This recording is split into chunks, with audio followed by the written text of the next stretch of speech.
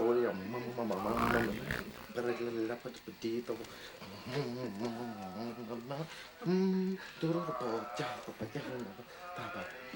Okay, this one.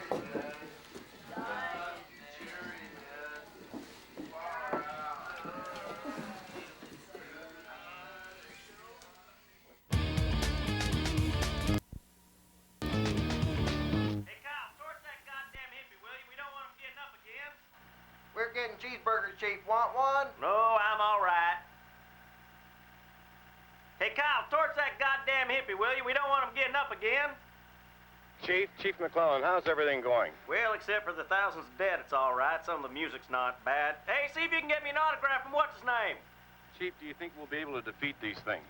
Well, if we don't kill them, I suspect they'll eventually get jobs and sell out. But I gotta tell you, they really disrupted the concert.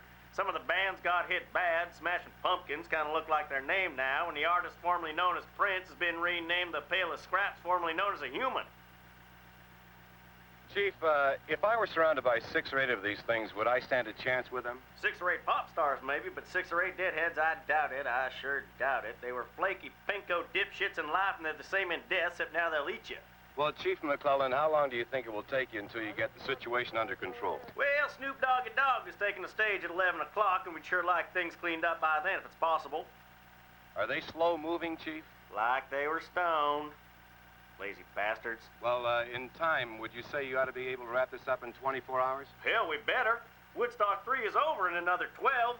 Like I told you, we're concentrating on keeping them away from the performers. Plus, these deadheads have a fondness for the face painting tent, so we're trying to steer them clear of there.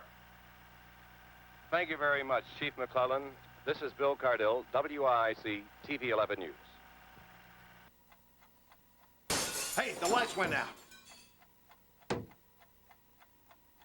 You're sure observant, mister. There's a fuse box in the cellar. It's all yours, pal.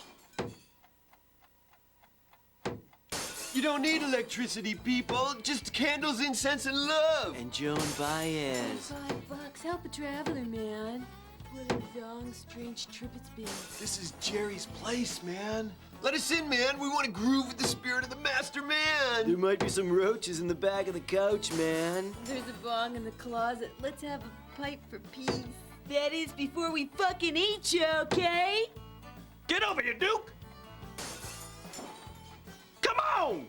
Come on, man. Let us in, man. Come on, man. Jerry would have wanted it that way, man. Don't be exclusive. That's for the bourgeois. Pieces. Big, chewy pieces. Okay, Dad. Okay, Dad. You want to know who's king? Loretta, tell him who's king. Elvis is king, now and forever. Sing Heartbreak Hotel, now!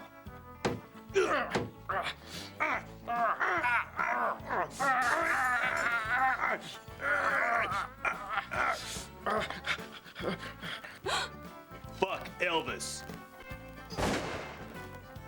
Don't step on my blue suede.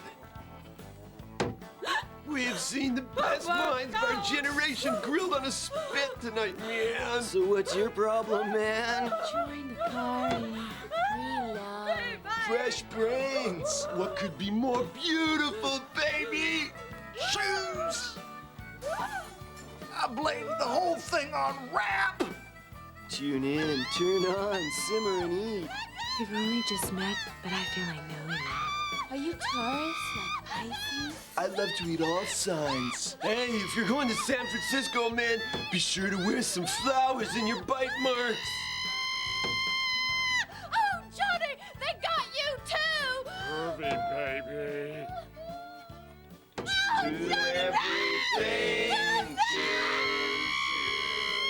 Oh, Johnny, please, let go of me! No! Choo, choo, and a time for all meat to be eaten, and every seasoning, choo, choo, choo, is marinade, choo, choo, choo. Want a rap, man? Talk about Jerry. We got gotta make travel plans for next summer to catch the gigs. Yeah, make casserole, not war, man. Come on, man. We're inside Jerry's house, man. We're inside the shrine. Can you feel the love, man? Listen, I saw 93 concerts when I was alive, and they built a stage over my gravesite for another 3. It rocked. Yeah, man, it was great. Oh, man, when they were playing in Portsmouth, I was rocking, man. It rocked. Oh, it was really Someone fucking have excellent. an iron. I want to iron my hair. Far out, man. Man, irons are Bloody deadheads. All I can say is that if the 60s were so great, then why am I trapped in a cellar with a dead Elvis fan? Wow, this is really it. Jerry Garcia recorded here. Jerry Garcia slept here. You drank here. You shot up here. Because of him, I never got a real job, but I'm free. Well, dead and free. Mostly dead, but still free. It's all so beautiful. This is a WIC radio special bulletin. Everything is back to normal. Woodstock 3 is over. The zombies are dead. I have Jimi Hendrix in the studio, and he... Jimi Hendrix? Questions? Mr. Chairman. Tori Thorkelson? Mr. Chairman, my best friend Harold here has been complaining to other students that I smell, and it's Mr. Chairman, I have a motion. What is your motion, Harold? I move that Tori Thorkelson and I no longer be considered best friends. Can he do that? Oh, of course. Friendship between nerds is based on a precarious balance of equal unpopularity. However, should one nerd become even more unpopular, the other nerd can sever the relationship and thus save his dwindling social status. The chair acknowledges Harold Moody's cry from the heart. All in favor, say aye. Ladies and gentlemen, I would like to introduce you to my good friend, Mr. Dave, who is an aficionado of high art. I am Mr. Dave, and this is Dave's Corner.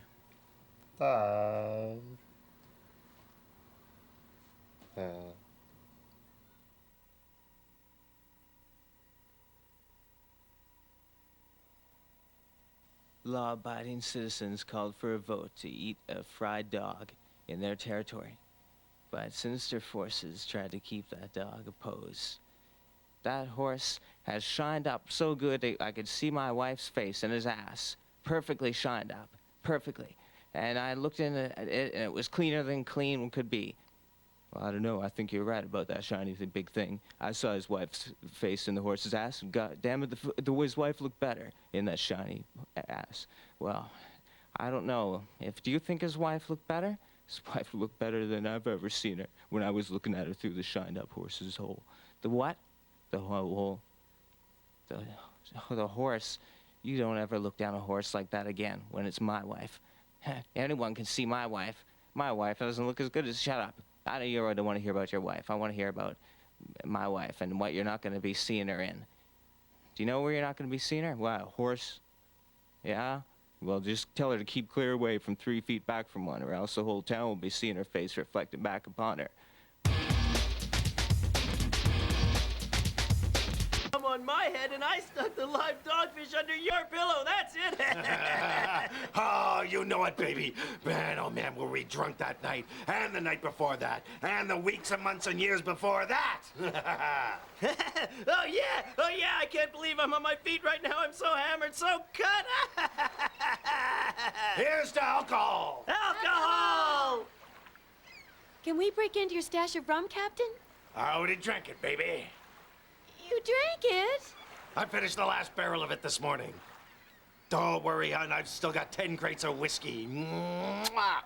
Sailors, and we're all really pissed. And no life, none is better than this. Hammered, pie-eyed, shit-faced, and we're sailing the high seas on the Exegol Days.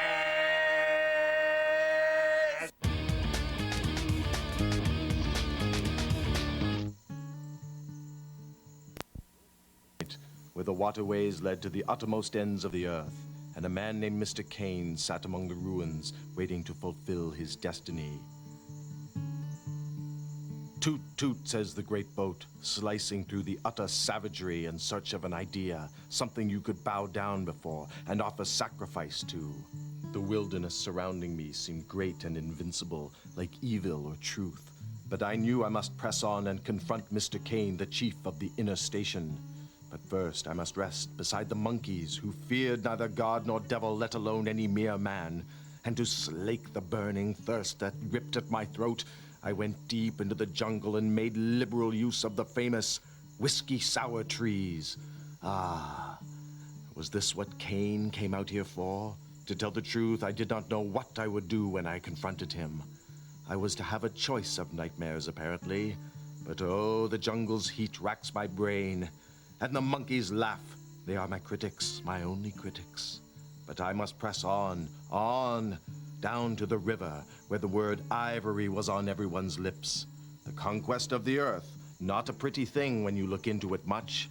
But how would I get up the river to see Kane? I found a boat, a wretched, mangled steamboat. On board were Chef, a pastry cook, Clean, Mr. Clean, out of some South Bronx shithole, Lance the surfer, and his mom. He was a real California golden boy. That last dab, just dropped it. And then there was Chief. It may have been my mission, but it sure as shit was Chief's boat. Yes, it was a motley crew that penetrated deeper and deeper into the heart of darkness. Rock and roll angels with one foot in the grave. Going up that river was like traveling back to the earliest beginnings of the world, when vegetation rioted on the earth and I had full control over my pictures.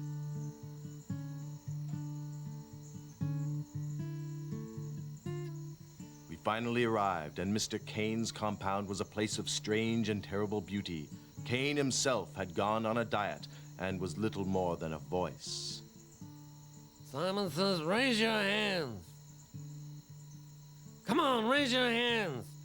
Simon says, lower your hands. Who is this slug you bring before me? I am, and have always been, only one thing, an American. Take him out back, cut his head off, and mail it to Mitzi Gaynor. Yeah, right, okay. He's a big man, and I'm a little man. You don't talk to him, man, you listen to him. You're American. Who are you? Who am I, man? Who are you, man? The man has enlarged my mind. He's a poet warrior in the classic sense. He said he'd kill me. And he meant it, man. We are the hollow men. We are the stuffed men. Headpiece filled with straw. Right. How are we gonna land on the moon, man? How are we gonna land on Venus? I'll tell you if I can ask Mr. Kane a question. Are your methods unsound? He wants to know if your methods are unsound. As a boy, I used to go down the Ohio River, and it seemed like heaven had come down in the form of gardenias. Look at me, man. Wrong. Everything wrong. And I can still hear Mr. Kane's last words ringing in my ears.